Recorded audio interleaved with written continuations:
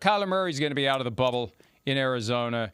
And again, it's going to happen next Wednesday because they will take the cap charge and they'll spread it over 2 years. They didn't do that when they released DeAndre Hopkins. They could have. It was kind of a weird, like, what are you doing here? Like, why do you want more cap space around just in case you may need it? It looks like they're going to do that. They have needs. They have a new head coach. Why do you want to tie your hands, especially when the cap keeps going up? Push the dollars into future years if you can.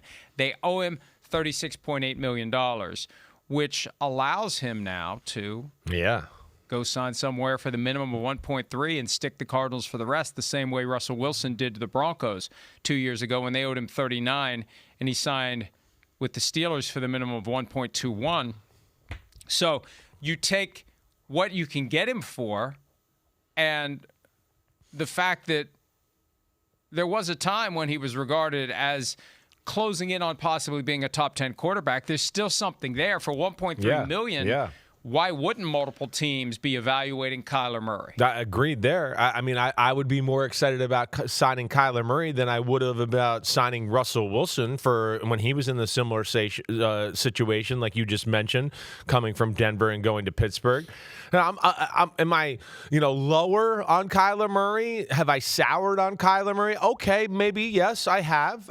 But do I still think there's things there where I go, oh, would I be shocked if he got with the right team and they had the right formula around him here to where he could still have good years in the NFL and still have some years where we go, damn, look at Kyler Murray and look at him making all these plays. He's still, I believe, an elite playmaker. That's for sure.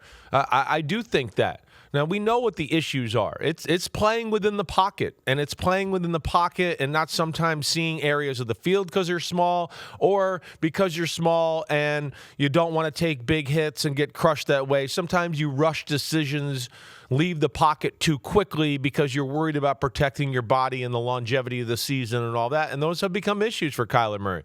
There's no doubt about that. But his speed is still top-notch. He's still in the argument for one of the fastest, right? Exactly. I mean, we have the play. Let's show that play, Gary, that we were talking about. I mean, let's wax poetically about the good years and the good things Kyler Murray can do. Is he as fast as he once was? He's going to the right. Right. He's giving up ground. He's looking to the end zone to the left, and he's there, and he's standing, and he has time, and he's pointing waiting, and he's three holding different it, times. And the clock keeps ticking, and now he goes up the middle, and he zigs, and he zags, and he's heading to the left, and he walks right into the end zone for those of you listening on the podcast or watching a digital clip, because we ain't allowed to show you the video. But God forbid we show you the video. But it's on the incredible. digital clip because we haven't paid enough money to do it. But that was the play. Yes. He was, I don't want to say man among boys because he was the size of a boy, but when he was at his best, that's how it was. He can make people look silly. You can't get to him.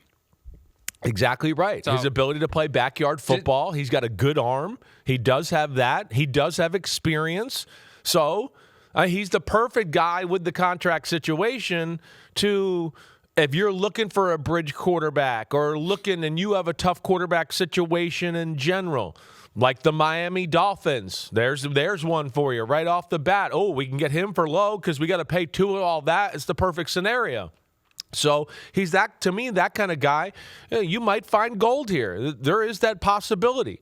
I don't know if I feel as strongly about it as I did a few years ago. I changed and seen more evidence to make me question whether it can work, and that's another reason you've heard me say last week at the Combine and leading up to that I do think the NFL is a little soured on the smaller quarterback because of some of the issues that we have talked about around him and other small quarterbacks like Tua that are out there. But he's rare in that he's small and that he's still going to be one of the fastest people on your football team, even at his age now. His acceleration is still pretty elite for what he's got there. So, yeah, I think he's still got some good years left in him, but it's got to be the right situation. And it's got to be a team that, can run the ball a little bit and protect him more than anything. They got to be able to protect him. We know that with small quarterbacks. Right? The biggest thing for the Saints all those years with Drew Brees was let's have this gigantic offensive line of these huge guards so Drew can feel good because he's not the biggest and he can see down the football field. Those are the things you got to do when you have a smaller quarterback. But, I'm not giving up on Kyler Murray quite yet here. I remember when he came to the NFL, Peter King, who was writing Football Morning in America at the time, mentioned in his column that one of the biggest adjustments for Kyler Murray is going to be losing. And I just did the research real quick, and I don't know if it's accurate, but that hasn't stopped me before. 67-5 was his record in high school and college. 67-5. Yeah. High school and college. It was something combined, like 72 that. Right. games. Right. 88 games in the NFL, 38-49-1, including the one playoff game that the Cardinals appeared in with Kyler Murray at quarterback. 38-49-1. So the winning hasn't been there.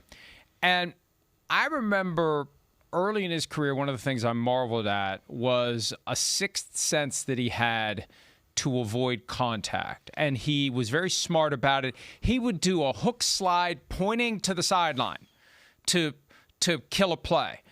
And he would always run out of bounds. He never took any hits. He avoided any and all potential contact with anyone on the field. We just pick a player. They're all bigger than him. They're all relatively stronger than him, just as basic Newtonian physics. If you collide, he's getting the short end of it, pun intended. Hi, it's Mike Florio. Thanks for watching PFT on YouTube. Hit subscribe for the latest news and analysis from Pro Football Talk.